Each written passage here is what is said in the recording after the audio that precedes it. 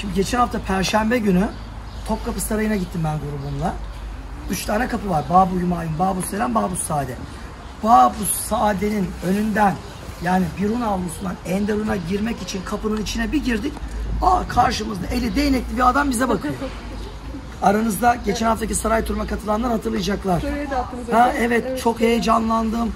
Dedim bunun ne işi var? Yeni koymuşlar. Saray idaresi bir takım böyle önemli yerlere, o önemli yerlerin, vazifelilerin plastik heykellerini koyuyor ve çok güzel oluyor. Şimdi tabii bilmeyen bakacak, elinde asa tutan, sopa tutan, değnek tutan bir adam orada duruyor kapının içinde, kenarda. Kim bu adam? O adam kapı ağası.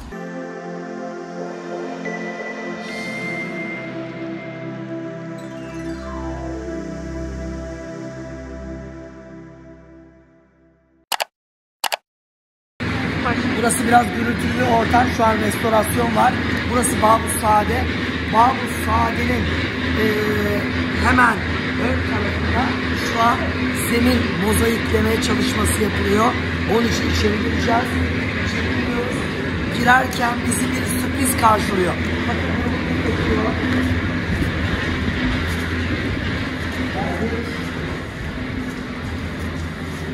Ben Ramazan ayı dolayısıyla bir de pandemi yasakları vardı. Bir aydır Topkapı Sarayı turu yapmıyordum. Bir aydır ilk kez geliyorum. Sizle beraber kapıdan girdim ve benim tepkimi gördünüz değil mi?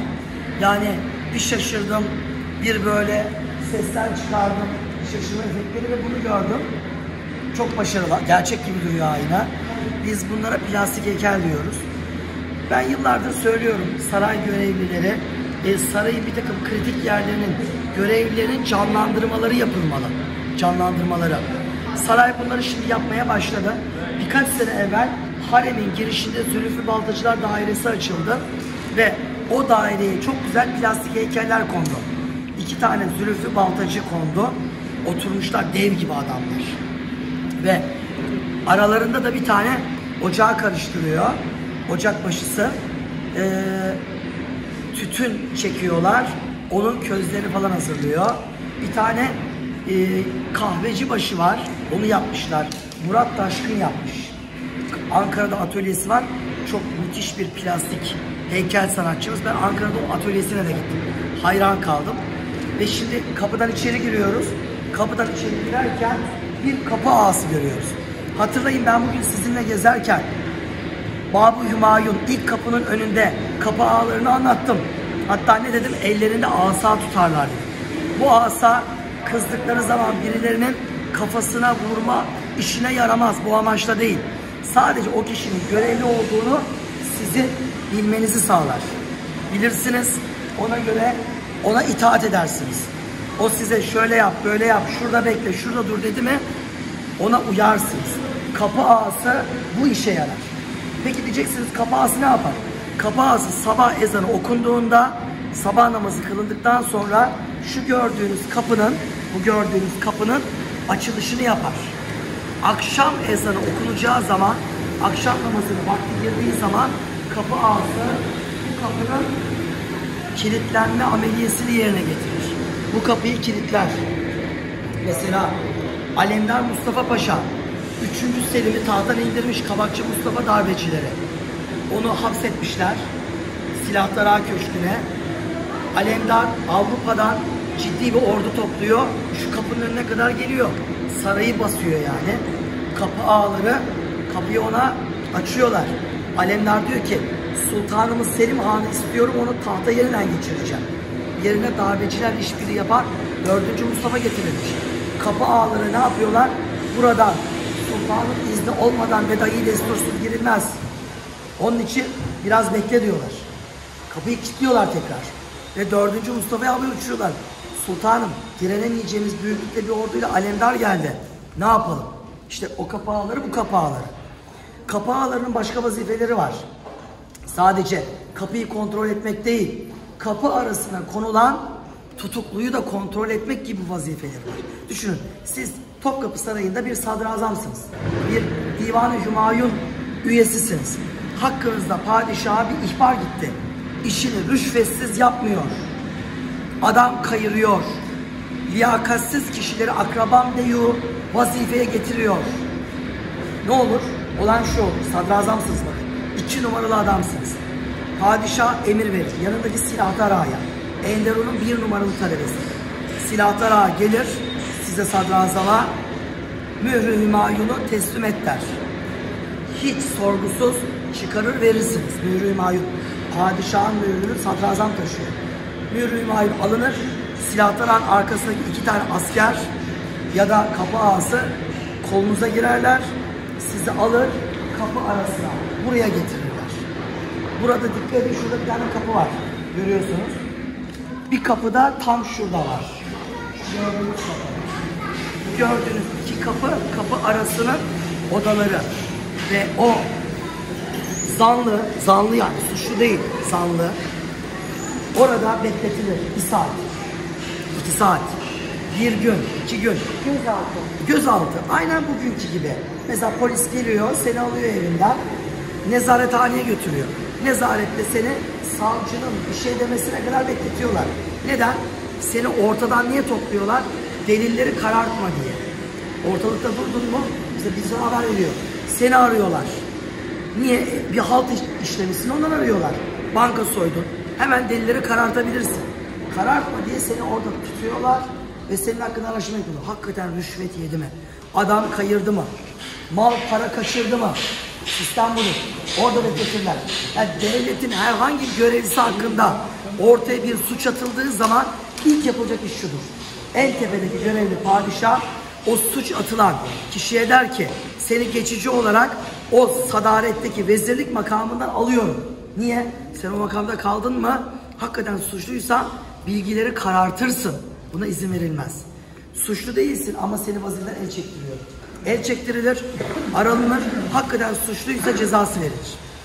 Şu odalarda kaç tane devlet görevlisi öldürüldü biliyor musunuz? Kapı arası. Sarayın en çok korktuğu yerdir. Sarayın en çok korktuğu yer.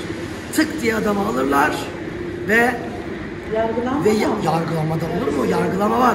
Yargılamanın sonunda suçu netleşirse yargılama yapılır, tutuklanmasına denilir. Nereye? Balıkhane Burcu'na gönderilir. Balıkhane Burcu'nda suçu ölümse orada idam edilir.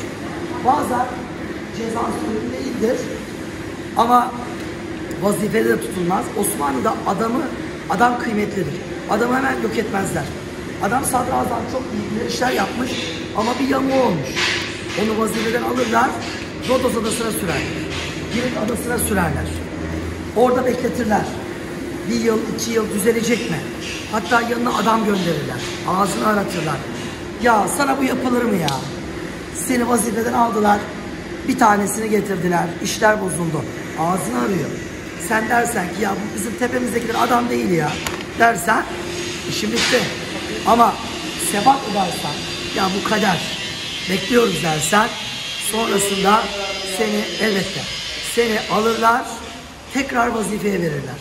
Ama önce İstanbul Sadrazam olması, Cidde valisi, Yemen Beylerbeyi, Mısır valisi, sonra adım adım tekrar İstanbul'da sadrazam olur. İşte o kapı ağaları, bu vazifeyi yapan kapı ağaları idi. Sarayın her yerine bunlardan koyalım. Böylece gezenler sarayı ve sarayın gerçek sahiplerini, o günün yetkilileri, o günlerin kıyafetleriyle o günün mekanlarında görmüş olsunlar. Yetkililere teşekkür ediyoruz. Çok iyi yapmışlar.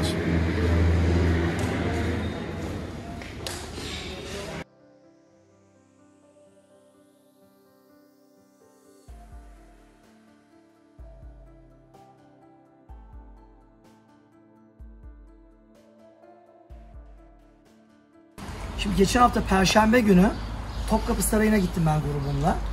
3 tane kapı var. Bab-ı Hümayun, Bab-ı Selam, Bab-ı Saade. Bab-ı Saade'nin önünden yani Birun avlusundan Enderun'a girmek için kapının içine bir girdik. Karşımızda eli değnekli bir adam bize bakıyor. Aranızda geçen haftaki saray turuna katılanlar hatırlayacaklar. Evet, çok heyecanlandım. Dedim bunun ne işi var? Yeni koymuşlar. Saray idaresi bir takım böyle önemli yerlere, o önemli yerlerin, vazifelilerin plastik heykellerini koyuyor ve çok güzel oluyor. Şimdi tabii bilmeyen bakacak, elinde asa tutan, sopa tutan, değnek tutan bir adam orada duruyor kapının içinde, kenarda. Kim bu adam? O adam kapı ağası. Hatta o gün biraz anlattım size. Kapı ağası nedir, ne değildir. Kapıda duruyorlar. Kapıyı bekliyorlar. Tarihte kapı ağalarının yaptığı bir takım vazifeleri anlattım. Ya da 3. Selim'in kurtarmak için gelen alemdarı kapıda tutan kapı ağalarıydı. Onu oradan sokmadılar. Ya da patronu Halil binlerce korumasıyla 1. Mahmud'un davetlisi olarak o kapıya geldiğinde kapı ağaları buraya destursuz ve dahi silahlı adamla girilmez deyip bütün adamlarını dışarıda bırakıp patronu Halil ve 6 adamını ancak içeri soktular. Bunlar çok stratejik davranışlar. Kapıda durup ona dur, buna geç demek de cesaret işi. Kapı ağaları onlar. Peki kim bu adamlar? İşte şimdi size neredeyiz? Küçük Ayasofya Camii'nin bahçesindeyiz. Bakın hemen şöyle bir göstereyim. Burası Küçük Ayasofya Camii. Justinianus döneminde yapılmış bir kilise binası. 2. Bayezid döneminin kapı ağalarından Hüseyin Ağa burayı camiye çevirmiş. Metruk bir durumda. Kiliseyken ki cemaati kaybolmuş. Bomboş. Mahalle tamamen Müslümanların yaşadığı bir yere dönüşmüş. O da Padişah 2. Bayezid Sultanım, ben bu metruk yapıyı ihya etmek ve dahi camili bir tekkeye dönüştürmek dilerim demiş. 2. Bayezid de ferman vermiş, olur vermiş. O da masraf etmiş, yapıyı ayağa kaldırmış. İçine minber mihrap koyup camiye dönüştürmüş. Bahçesine de kocaman bir medrese yaptırmış. Ve burası tekkeli bir cami, daha sonra medreseli bir cami olmuş. Yaptıran kimmiş?